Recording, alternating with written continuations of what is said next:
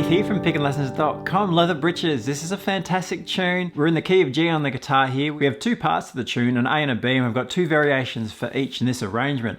In a moment, we're going to take a look at the first part A of the arrangement here in this video. But if you head to pickinglessons.com, you can grab yourself a copy of the tablature. In the member section there, we will break down the rest of this lesson for each of the other parts, and you also have some play along and backing tracks there once you do get to know the tune as well. Now, we are in the key of G, and this is a pretty tricky tune. There's a lot going on. There's a lot of techniques we're looking at for the right hand, and there's a lot of movement in the left hand. So we'll break down what's happening here. In this first section, there's a whole lot of cross-picking. So the theme that Leather Britches has basically has this cross-picking over the essentially G triad there, just the open strings. We do have some melody notes around that as well. So for example,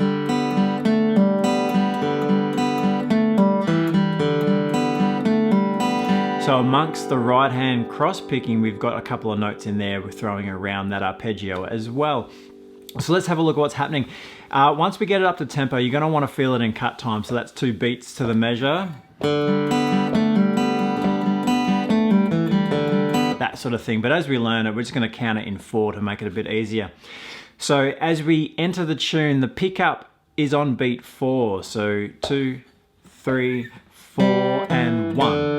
Yeah, so there's our 2 pickup notes. Once we hit the first measure, this is where we face this cross-picking. And so cross-picking across 3 strings. So essentially it's a repetitive pattern across the 3 strings that we have to keep somewhat repeating with variation attached to it.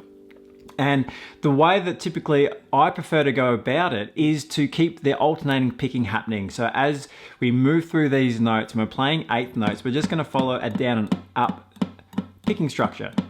So as we play the first 4 notes, down, up, across those 3 strings. And so we're going to follow that formula as we move through. The second half of the first measure, we have the pull off there to kick us off on that second half. So there's a bunch of slurs throughout, which does help that right hand out, gives it a bit of a reprieve for a moment as we do that. So that second half of the measure, the pull off there, and then alternating back to the open strings. So the first measure, ready, and. One more time, ready, and. So that is kind of the core of this part of the tune. So we'll keep building on that. The second measure, variation on the end of the bar. So after the pull off, down to that E there before the upstroke on the open G. So second measure, 3, 4. Now that we've looked at these first couple of bars, it does somewhat repeat throughout this part of the tune.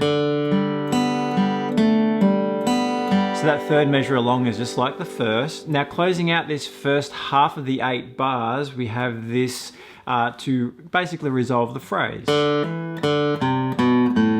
So we're running down to our low G there and kicking it off with that hammer on to the E. So 2 downstrokes after the hammer on. So down, hammer, down, up, down, up, down. The structure for the right hand is set out as you typically would approach these flat picking tunes there. So following the 8th note down, up, alternating rhythm.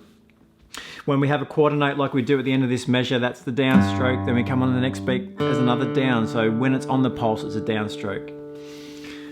So that 4th measure. All right, let's have a little practice here of these first 4 bars. We'll throw that pickup note in as well. So 2, 3, 4.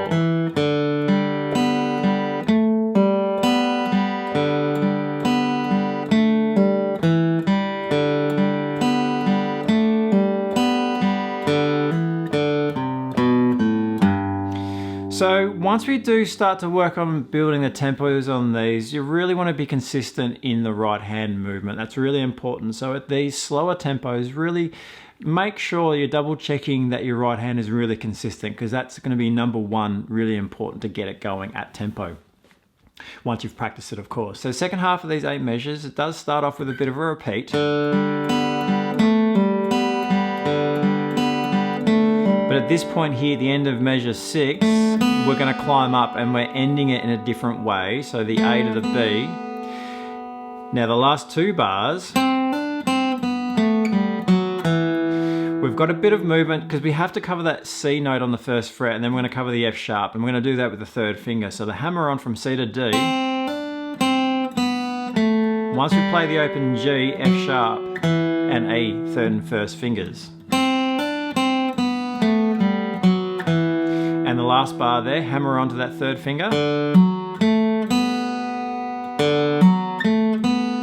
And the C note there with our 1st finger. Flicking to the open string, A and G to close it out. Let's just play those last 2 bars. 3, 4. 3rd finger. 1st finger. Now at this point here, we do hit the repeat and we do want to play this section twice. And the 2nd time through, after we've played it twice, we'll move on to part B. So let's have a bit of a playthrough together, just slowly. We're going to put the 8 bars together as a once through, but remember you do need to repeat it. So from the top with those pickup notes, 2, 3, 4.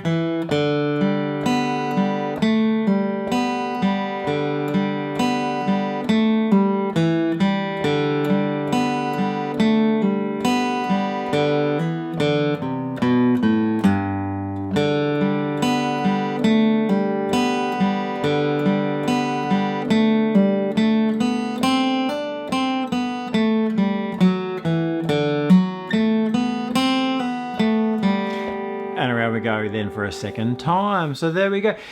Challenging up to tempo. This is a hard tune to play at the tempos that you'd normally expect this one to be played at. It could certainly be slower than the demonstration, and you do sometimes hear it faster, but I think it sat really well there, especially with that Texas swing style backing going on. Now, pickinlessons.com, we will break down the rest of this lesson in the member section there, so part B and then the variations for part A and B. There's a fair bit of movement in these next sections, so that's something for us to check out. You can grab the tablature there as well, so pickinlessons.com. I'll see you there.